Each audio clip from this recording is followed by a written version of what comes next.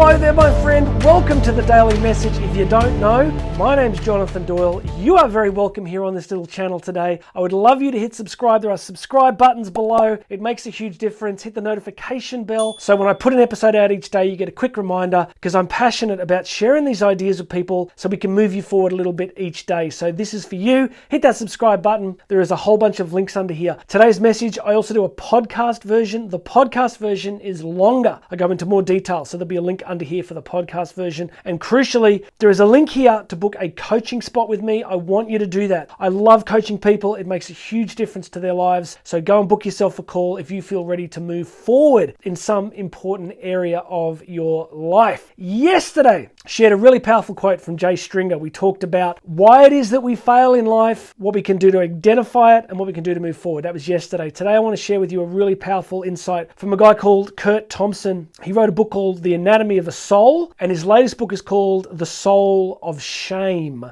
And I don't want to hijack this episode with this, but I'm on a real quest at the moment. I'm focusing really heavily on the impact of shame. I think it affects all of us in different ways. All of us are infected and affected by the issue of shame, from small experiences, from traumatic experiences, and I've been reading and learning more and more about it, so I'm going to have a lot to offer you about that in the next few months. But I want to give you a really cool quote that jumped out at me from Curt Thompson, and I want to unpack it with you because I think it's really useful. You ready? Let's go. Ultimately, we become what we pay attention to, and the options available to us at any time are myriad, the most important of which are located within us. Boom! That's a big one. Listen to that first line. Ultimately, we become what we pay attention to. And then he says that what we can pay attention to is myriad, which means multiple, vast. And the most important things to pay attention to, he says, are within us. Where do I start with this? It's so powerful. Think about all the things you could pay attention to at any given moment. I've taught this before.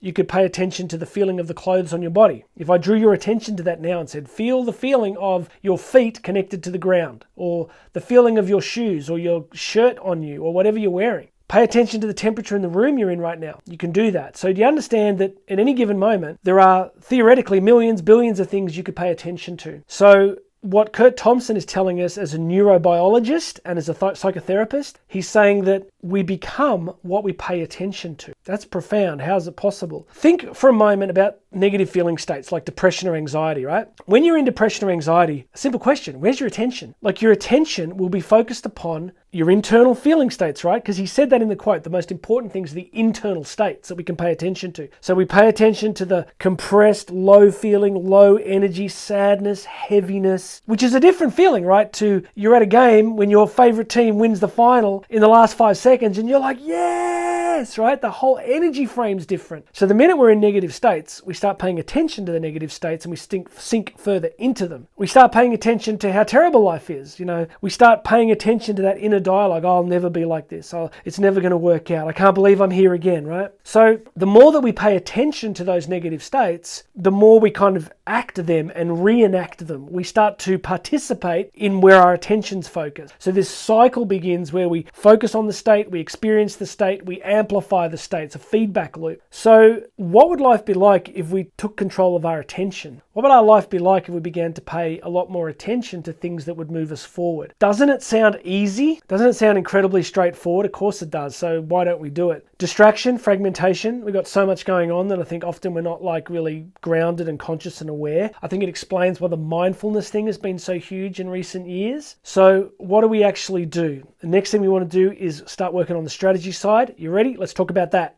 On the strategy side, my friend, we start with the first things first, talk about it just about every episode. If we want to deal with attention, what's the first thing we need to do? We need to have attention. We need to have consciousness. We need to be awake. So part of my shtick, part of my mantra in general is that we are a soporific culture. We're a culture that's anesthetized and distracted and fragmented through technology primarily, through busyness and complexity. So often we're not grounded enough and still enough to pay attention. So the first thing is consciousness and being awake. So I'm constantly rooting things out of my life that are stopping me being awake. That's the first thing. You want to start paying attention to attention itself. You want to start going, hey, what am I thinking right now? What am I believing right now? One of the best ways to shift it, of course, is through physiological state. I teach that as well, that we want to get our bodies in good places and feeling positive in how we carry ourselves, how we breathe, how we use our bodies. It's a different energy when you're standing like this and you're positive and you're like, yes, as opposed to, yeah, No, I'm good. I'm really good. I had a great weekend. I'm really happy right now.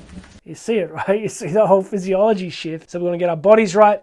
We want to get our attention right. And then I just want to talk about discipline itself. Like any significant change in your life is discipline based. It has to be discipline based, because if it wasn't, then everybody would do it in a heartbeat. If you just walked up to a really depressed person and said, hey, look, really, all you have to do is begin to shift your physiology and pay much more attention to your internal narrative and your attention states, and everything's going to be great. I mean, what stops people going, really, that's it? Oh, cool, thank you so much. I've been stuck in this for 40 years. I really appreciate it. I'm just going to change. We don't do that, do we?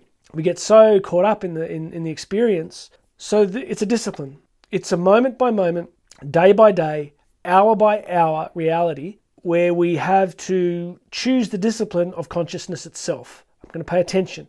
I'm going to be aware of what I'm thinking. I'm going to critique what I'm thinking. Moment by moment, hour by hour, day by day. Now, some people are just born with a different psychology. They have perfect childhoods. It's much easier, but for the rest of us, it's work. So if you want a higher quality of life, if you want more joy, more energy, more connection, more wholeness, then you're going to have the discipline of paying attention to where you're placing your attention.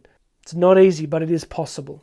All right, I hope that's useful to you. Now, hit subscribe. Makes a huge difference. Hit the notification bell. It's a great help. Go and book a coaching call. Coaching link is right here. There's a whole bunch of other links there for you. I hope that's useful. Tomorrow, we're going to talk about patterns. I'm going to help you understand why we have patterns, the impact of our patterns, and how to shift our patterns. That's tomorrow. So make sure you hit that notification bell, hit the subscription button here so that you don't miss out on tomorrow. God bless you, my friend. My name's Jonathan Doyle. This has been the Daily Message. You and me are going to talk again tomorrow.